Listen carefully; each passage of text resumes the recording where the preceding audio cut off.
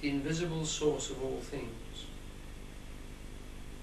the being inside all beings.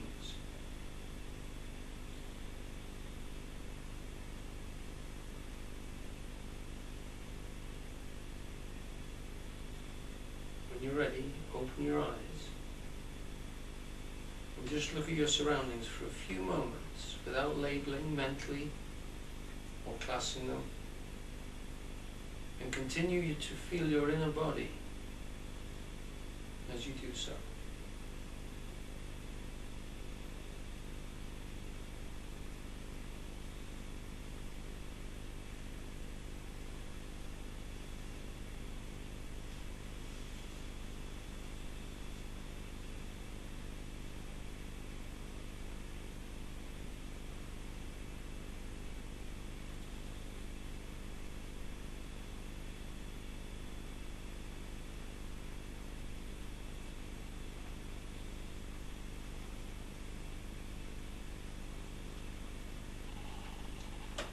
Now, well, again, when I came across that in Tolle, it was quite a physical shock, because I came to Eugene Halliday through a chap called Ken Ratcliffe, who taught yoga in Liverpool, and the exercises we did had been chosen and directed by Eugene through Ken, and at the end of each session we did what was called a relaxation or a meditation, which was literally that.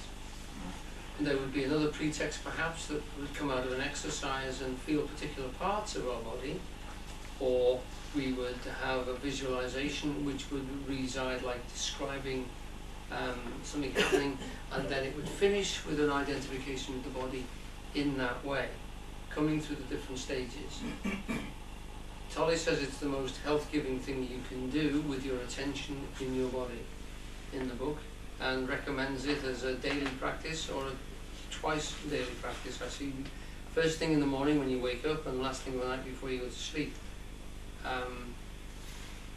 It was amazing to find it again, because it's virtually word for word the same thing which Halliday had through Ken Ratcliffe established.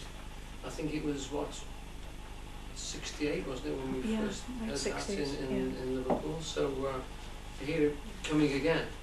His justification for body awareness, by the way, is the whole chapter in The Power of Now, and well worth reading, because it inverts a lot of the Christian ideas of body subjugation, and he does it very, very well.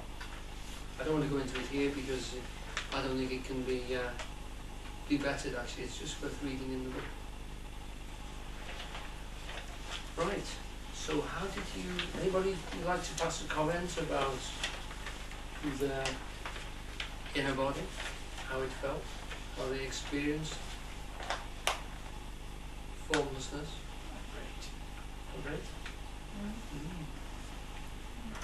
The feeling that I had with that was having done my homework, and I have sung in performance and actually sung an aria. The only thing that I imagined, and I knew it tremendously when I was doing Judas Maccabeus in Halifax, and I suddenly realised that I was on automatic pilot. Mm-hmm. Now that was because I had done my homework. Mm-hmm. But so that was all the feeling that I had. It was like being on automatic pilot. Mm. And that was an extraordinarily wonderful feeling. And I knew it was because I had done my homework on it. Mm-hmm.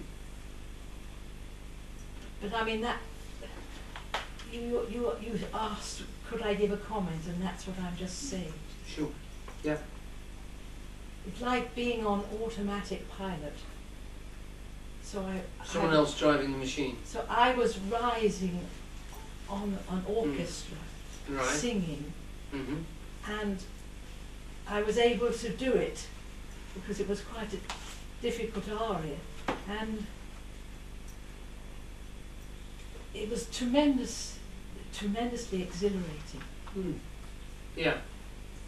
And so, if you're tuning into a source power, it must feel like that you at some point relinquish the directing of that. Well, I just let with that situation. Mm. Sounds wonderful. It was, but that was that sort of feeling now, Yeah. that automatic pilot. Mm. But Tolle's saying that this is a wonderful way for getting in touch with the source power inside of yourself. And it's immediately direct. It doesn't need to be mediated. You don't need to talk yourself into it. In fact, the talk is just a way of pointing and saying, do this, get into this. Does anybody feel frightened? Because I did. Frightened. Of letting myself go, because I've done it once before, just sort of using breathing, and this was a very similar experience. You asking us to let go, you asking me to let go, and I'm really quite frightened of doing it, because I reach a moment when I feel that I could do it, but I don't know whether I could come back. And that's what that stops me from letting go. That's a very good thing to completely. feel, because of course what that brings you to is the crux of whether or not it's you that holds yourself in being in the first place. I don't know how strongly, if I do, I don't know how strongly I do. Well, the point which I think Tolle would make, and certainly the point which Eugene would make, is it's not you that holds you in being in the first place. And you're quite freely available to relinquish the shape and then to take it back up again.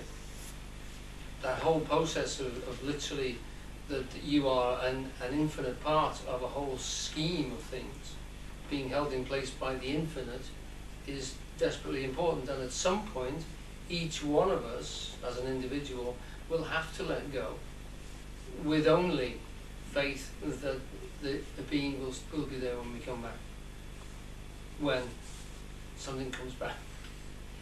Necessarily, it has to be a leap of faith, and you cannot think your way into it. You can't really do it by steps. It has to be a jump.